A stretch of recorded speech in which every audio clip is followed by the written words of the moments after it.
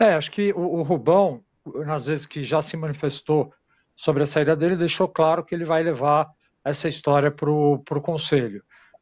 Na semana passada, o grupo liderado pelo Andrés já levou um requerimento para o conselho pedindo que o Augusto dê explicações sobre o motivo dele aceitar pagar uma comissão de 25 milhões e 200 para uma empresa que teria intermediado o contrato com a patrocinadora master, a Vaidbet.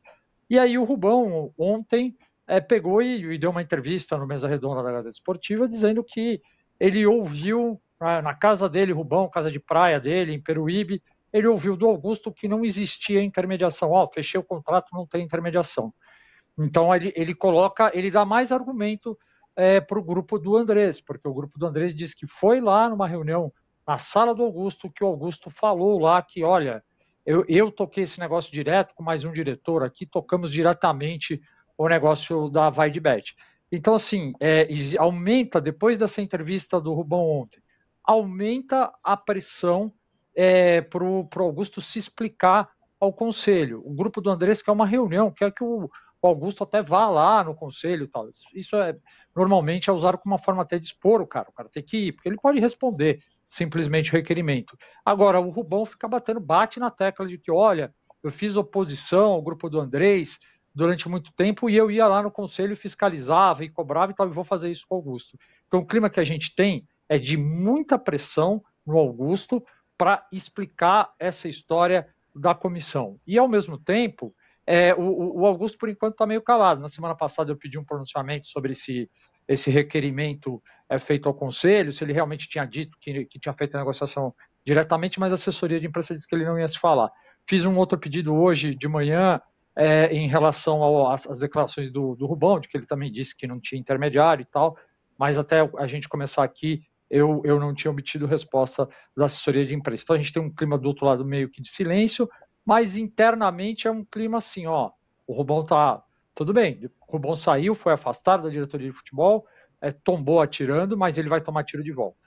Então tá uma expectativa de, assim, ninguém sabe até que ponto, né, até onde vai chegar essa guerra e quem mais vai ser atingido com os disparos, com os tiros no meio dessa guerra.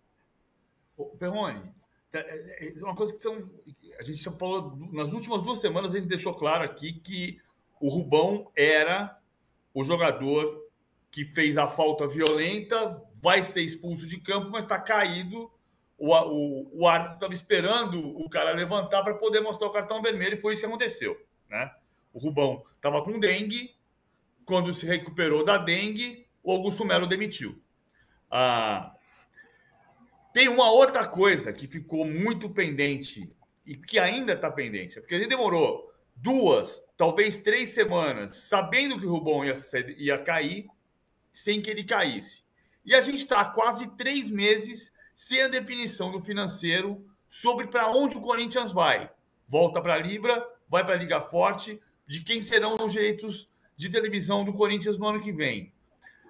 Você tem noção, o Rosala Santoro já não está mais na ligação desse assunto, está com o Vinícius, que é outro assessor do Augusto Melo, e o Augusto Melo não toma decisão nenhuma. O que parece, estou cumpridando demais, mas o que parece é que o governo do Corinthians está tocando tudo em banho-maria. As coisas vão acontecendo ao Deus dará. É isso? Ou tem alguma coisa que já está mais definida dos próximos passos do governo Augusto Melo nesse momento? O cacareco. Eu acho que é por aí, é do jeito que... Eu gosto de conversar com o PVC porque ele fala coisas do meu tempo, coisas que eu lembro, que meu pai e minha mãe falavam do cacareco. Então, assim... Vou explicar depois o cacareco de novo. O rinoceronte, né? Que o cara, para votar na eleição em São Paulo, votava no rinoceronte. Eu assim como o PVC, crescia aí. Cacareco, era o voto de protesto. Agora, em vez de escrever cacareco, o cara do Corinthians foi lá e escreveu Augusto Melo. É o cacareco de 2024. Eu, assim como o PVC, cresci ouvindo aí essas histórias.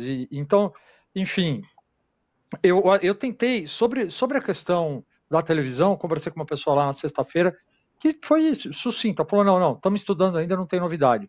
Então, eu tenho a mesma impressão que você, as coisas acontecem de uma maneira muito lenta e de uma maneira muito fechada. O Augusto, ele escolhe lá um pequeno grupo de pessoas, confia nesse grupo e vai ouvindo. Em relação à TV, eu ouvi de pessoas de fora do clube o seguinte, essa diretoria é nova e não está sabendo, não sabe direito para que lado ir. Então, eles não tomam a decisão porque eles não têm segurança. Ele não é uma coisa que eles têm muito conhecimento. E eles têm muito medo de dar um passo errado. Então, isso aí pode ser também uma explicação. Mas esse sentimento aí que você tem, PVC, é o geral ali no clube, que as coisas demoram muito para andar, é tudo muito lento e tudo muito concentrado no Augusto. E isso preocupa muita gente, porque todo mundo entende que tem que ter uma visão mais profissional, que você não pode depender muito só da vontade do Augusto, e esse grupo, o entorno dele também já começa a incomodar muita gente, porque, por que ele ouve só esses caras? Então é mais ou menos assim que a coisa está andando. Perrone, queria agradecer, brilhante participação como sempre. Um abraço, meu amigo. Cara, eu que agradeço vocês, estamos à disposição sempre. Abração. Valeu, Perrone, porque a partir de agora, atenção, se liga, tem notícia em primeira mão. O André Hernan vai trazer os detalhes aqui. O São Paulo observa o lateral Alexandro da Juventus, André Hernan. É uma matéria que a gente acabou de subir. Aliás, agradecer a participação do Marcelo Razan, que me ajudou aí nessa matéria que a gente acabou de colocar no ar. E a parada é muito simples, né?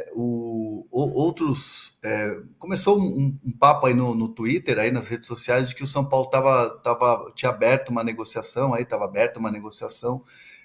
com o Alexandro da Juventus, em fim de contrato com a Juventus. Conversei com algumas pessoas importantes aí do São Paulo agora, enquanto estava aqui no de primeira, a gente estava aqui no debate, já estava conversando. E a resposta que eu obtive foi: não há negociação. O São Paulo não enviou nenhuma proposta ao Alexandro em fim de contrato com a Juventus.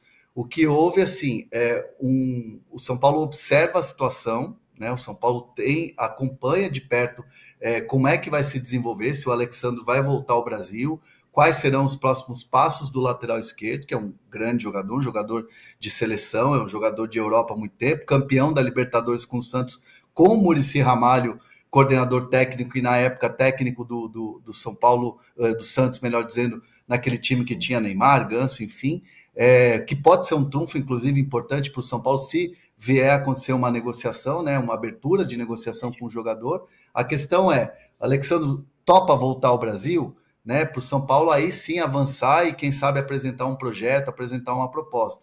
Luiz Gustavo, por exemplo, conhece também o atleta, Rafinha, enfim, jogadores que há pouco tempo estavam no futebol europeu. Então, o São Paulo me garante que não tem nenhuma proposta, mas já há um tempo atrás, né, já teve um papo do tipo, olha, se você topar voltar ao Brasil, São Paulo tem interesse. Então, o Alexandro tem, assim, conhecimento de que o São Paulo tem interesse, né, no futebol dele. Então, é assim, é aquele papo de mercado, se de repente você topar vir ao Brasil, voltar para o Brasil, futebol brasileiro, nós estamos aqui e a gente te apresenta um negócio, te apresenta um projeto. São Paulo está muito forte, São Paulo tem jogadores importantes aqui, São Paulo está disputando títulos, mas não há uma negociação em andamento, uma proposta como foi feita, por exemplo, para o Rafinha, quando estava lá atrás, para o próprio Luiz Gustavo, que aí teve o Rafinha ajudando, ou o Caleri, quando esteve no futebol europeu. Então, não está ainda nesse plano.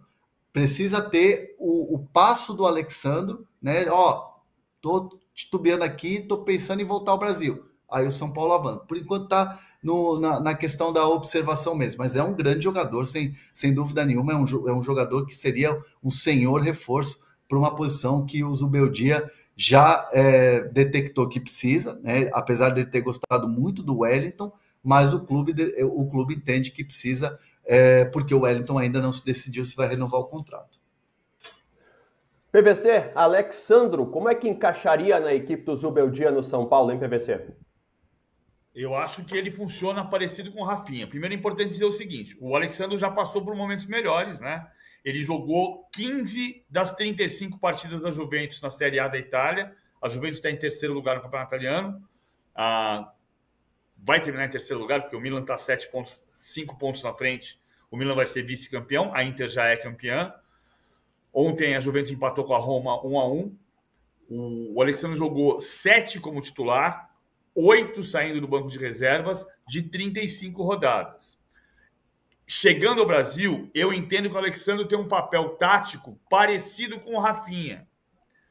Porque o São Paulo faz saída de 3, fazia com o Carpini, fazia com o Dorival, ainda está fazendo saída de 3, mas nos últimos jogos, jogo de ontem, com 3 zagueiros, né? 3 zagueiros puros, Diego, Arboleda e Alan Franco, mais saída de 3. Quando o Rafinha estava jogando, o Rafinha fazia a saída de 3 e chegava à frente como lateral organizador, armador.